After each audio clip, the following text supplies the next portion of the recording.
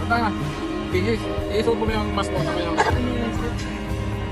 Sabihin mo lang.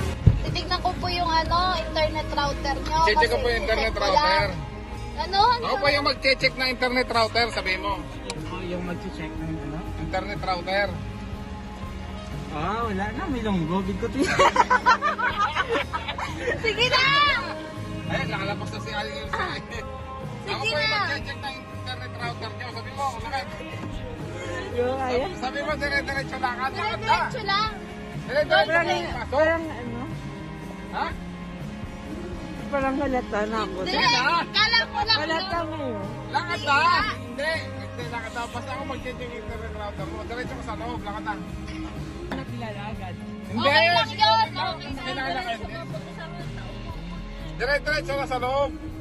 Dire-diretso ka lang, lakad na. Tagal na natin dito eh, lakad na. Hindi ko kaya? Hindi na, sige na. Saglit lang. Okay lang kahit makilala ka. Okay. I-close ko to?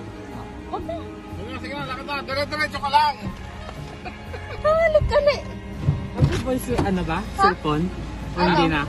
Huwag na. Okay Sige na. na, lakad na. Diretso na. Wag na? Huwag na. Gawin mo na lang yung skip mo. Ako po yung mag-check na internet router nyo. Bilisan mo, lakad na. Meanwhile.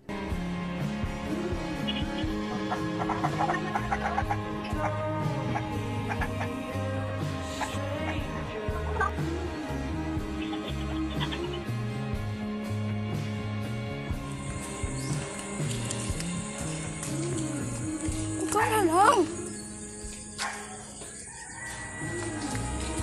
Ang buksan lang ang date. Ay.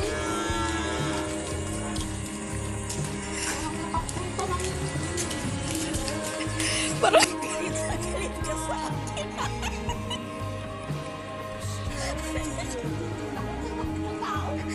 Hindi mo ba kilala yan? Kilalahan ako.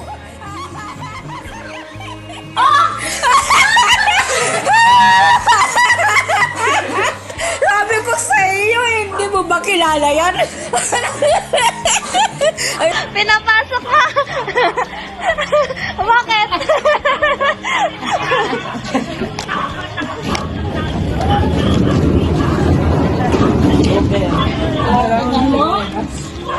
Isa lang ang kulang. Dalawa. Ay, dalawa. Kasi sila may sabayan pa naman si Lesion papunta sa loob. Ay, hindi bumanit sinunlan. Bakit matakot-takot kang tao yung magabukas laang ng gate? Sabi ko, ay, pinagpapaganda yan. Tumalikod daw yan. Ay, pangabuan. Kaya ko na yung buwan at akala ko yung magagawa nga ng internet. Sabi ko, sandali lang. Ako na i-off ko. Akala ko yung magagawa.